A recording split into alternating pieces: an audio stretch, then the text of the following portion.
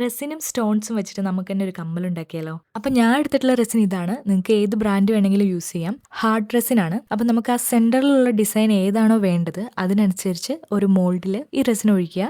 എന്നിട്ട് resin cure ചെയ്യാൻ വെക്കുക. കുറച്ച് സമയം വെക്കണം, അല്ലെങ്കിൽ അതിന്റെ ഉള്ളിൽ ക്യൂർ ആകില്ല. ഞാൻ ഈ റെസിനും UV ലാമ്പും രണ്ടും കൂടി 200 രൂപയ്ക്കാണ് മീഷോയിൽ നിന്ന് മേടിച്ചിട്ടുള്ളത്. സെന്ററിലുള്ള ഡിസൈനിൽ പിങ്ക് കളർ വരാൻ വേണ്ടിയിട്ട് ഞാൻ മൈക്ക പൗഡർ ആണ് യൂസ് ചെയ്തിട്ടുള്ളത്. നമുക്കൊരു സ്റ്റോൺ എഫക്ട് കിട്ടും അത് യൂസ് ചെയ്യുമ്പോൾ. നന്നായിട്ട് അത് മിക്സ് ചെയ്യണം, എന്നിട്ട് ക്യൂർ ചെയ്യാൻ വെക്കണം. അപ്പൊ നമുക്ക് ഇതുപോലൊരു ഡിസൈൻ കിട്ടും. ഇനി നമുക്ക് ആവശ്യമുള്ള ഡിസൈൻ ചെയ്തെടുക്കാം. ഞാൻ OHP ഷീറ്റിൽ B7000 ഗ്ലൂ വെച്ചിട്ടാണ് ഡിസൈൻ ചെയ്യാൻ പോകുന്നത്. ഈ OHP ഷീറ്റിൽ നമ്മൾ ഡിസൈൻ ചെയ്യുന്നത് അതിന് ട്രാൻസ്പെറൻസി കിട്ടാൻ വേണ്ടിയിട്ടും പിന്നെ സ്റ്റേബിൾ ആയിട്ട് വെക്കാൻ വേണ്ടിയിട്ടുമാണ്. നമുക്കിനി കുന്തൻ സ്റ്റോൺസും ചെയിൻ സ്റ്റോൺസ് ഒക്കെ വെച്ചിട്ട് ഒരു അടിപൊളി ഡിസൈൻ, നമുക്ക് ഇഷ്ടപ്പെട്ടിട്ടുള്ള ഒരു ഡിസൈൻ നമുക്ക് ക്രിയേറ്റ് ചെയ്തെടുക്കാം. പിന്നെ ഇതൊരു ഗ്ലൂ പെന്നും ഗ്ലൂ പാഡും ആണ്. ഇത് വെച്ചിട്ട് നമുക്ക് ഈ സ്റ്റോൺസ് ഈസി ആയിട്ട് പിക്ക് ചെയ്തിട്ട് ഇങ്ങനെ ഒട്ടിക്കാൻ പറ്റും. പിന്നെ സ്റ്റോൺസ് പല ഷേപ്പിൽ, പല കളേഴ്സിൽ, പല ഡിസൈൻസിൽ ആമസോണിലും മീഷോയിലും ഒക്കെ മേടിക്കാൻ കിട്ടും. ഒരു 400 ഒക്കെ കൊടുത്തിട്ട് ഒരു കമ്മൽ മേടിക്കുന്നതിന് പകരം നമ്മുടെ ഒക്കേഷനും നമ്മുടെ ഡ്രസ്സിന്റെ കളർ അനുസരിച്ചിട്ട് നമുക്ക് പല കമ്മലുകൾ ഉണ്ടാക്കാൻ പറ്റും. സോ ആരെങ്കിലും ഇത് കാണുകയാണെങ്കിൽ ഒന്ന്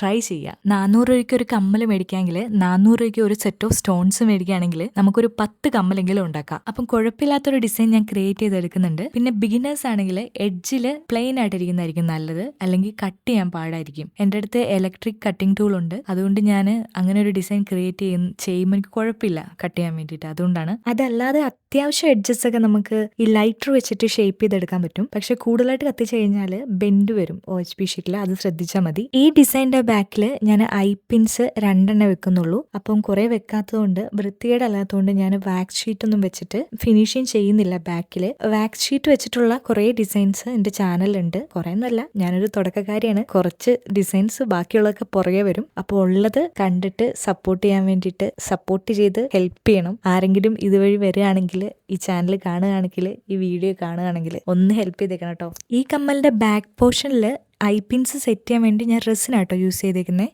ഗ്ലൂ തേച്ചാലും കുഴപ്പമൊന്നുമില്ല. റെസിനാകുമ്പോൾ കുറച്ചുകൂടെ ഒന്ന് ഉറച്ചു നിന്നോളും. പിന്നെ നമ്മൾ കുറേ ഹാങ്ങിങ് ബീഡ്സ് ഒക്കെ യൂസ് ചെയ്യുന്ന ഡിസൈനിൽ ഒരുപാട് ഐ പിൻസ് ഉണ്ടാവും. അപ്പം ബാക്ക് പോർഷൻ അത്ര ഒരു ഫിനിഷിങ് കാണില്ല. അതിനാണ് നമ്മൾ വാക്സ് ഷീറ്റ് യൂസ് ചെയ്യുക. ഇനി എന്തെങ്കിലും ഡീറ്റെയിൽസ് അറിയണമെങ്കിൽ, സ്റ്റോൺസിന്റെ പേരോ എന്തിൻ്റെങ്കിലും പേരോ ലിങ്കോ വേണമെങ്കിൽ എനിക്ക് ഇൻസ്റ്റയിലോ അല്ലെങ്കിൽ ഇതിൽ കമന്റോ ഇട്ടാൽ മതി. അപ്പൊ എങ്ങനെയുണ്ട് നമ്മുടെ കമ്മല്? ഒരു ആനച്ചന്തൊക്കെ ഇല്ലേ? ലൈക്ക് സബ് മറക്കല്ലേ. അപ്പോൾ ഓക്കെ, ബൈ.